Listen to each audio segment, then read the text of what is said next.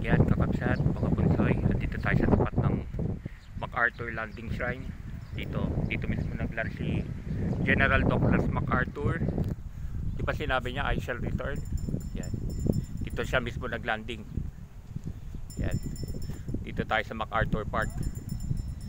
Yan.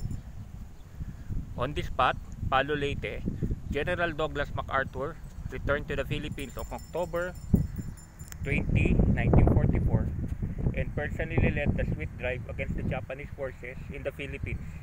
President Sergio Osmeña and some members of the government in exile arrived with General MacArthur and proceeded to reorganize, restore, and administer the government of the Commonwealth of the Philippines, declared the National Historical Landmark 2004.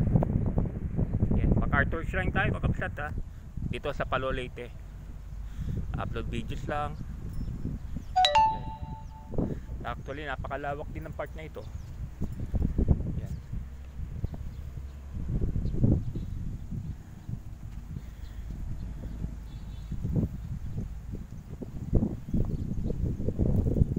Yan o. Diba?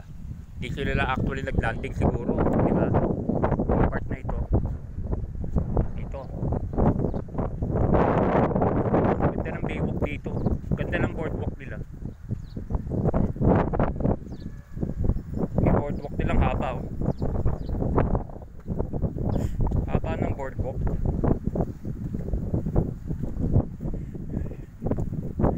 Yung haba ng boardwalk oh. So kami galing kanina doon sa may Parola. Doon kami galing kanina. Layo pala pag nilakad talaga no. Doon sa may Parola. Yan. Ito yung boardwalk. Samar Island yung kabila. Samar Island yung kabila. Kalmating dagat.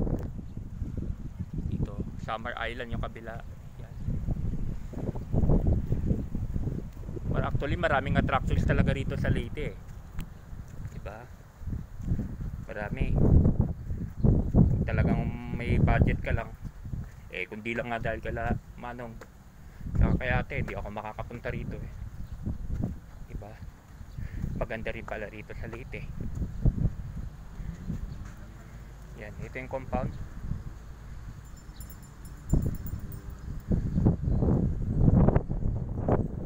Yan, ganda.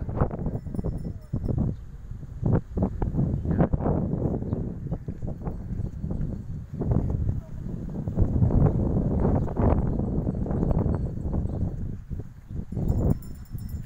MacArthur Park.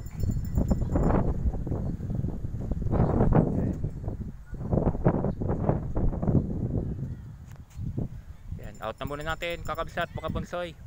Lipat na tayo sa next venue. Napunta na tayo dun sa Santo Niño Museum. Bye bye.